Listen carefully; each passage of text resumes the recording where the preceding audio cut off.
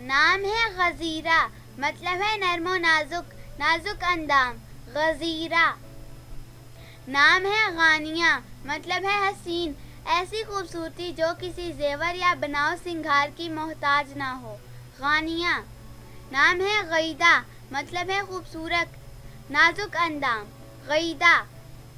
نام ہے غماشہ، مطلب ہے پردہ کرنے والی، شرم و حیا والی، عفت ماب، غماشہ۔ نام ہے غافرہ، مطلب ہے معاف کرنے والی، صلح پسند، نرم دل، غافرہ۔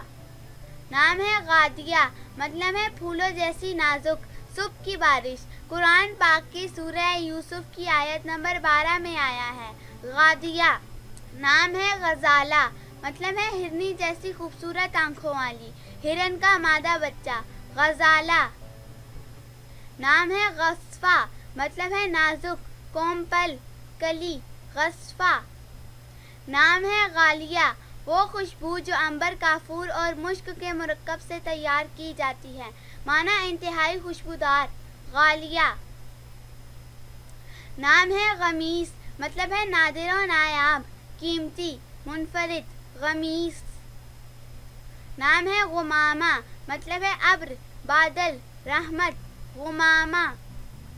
نام ہے غادہ، مطلب ہے نرم و نازک لڑکی، حساس لڑکی، غادہ۔ نام ہے غضنفرہ، مطلب ہے شیرنی، دلیر، بہادر، جری، غضنفرہ۔ نام ہے گل رخ، مطلب ہے پھول چہرہ، حسین و جمیل، خوبرو، گل رخ۔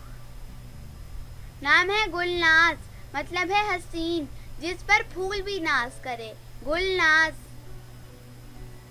نام ہے گوہر تاب، مطلب ہے انتہائی حسین، موتی کی طرح چمکنے دھمکنے والی، گوہر تاب۔ نام ہے گل رو، مطلب ہے پھول سے چہرے والی، خوبرو، خوبصورت، گل رو۔ نام ہے گلنار، مطلب ہے سرخ رنگ کا پھول، انتہائی حسین، گلنار۔ نام ہے گوہر افروز، مطلب ہے موتی کی طرح روشن، چمکدار، حسین اور قیمتی، گوہر افروز۔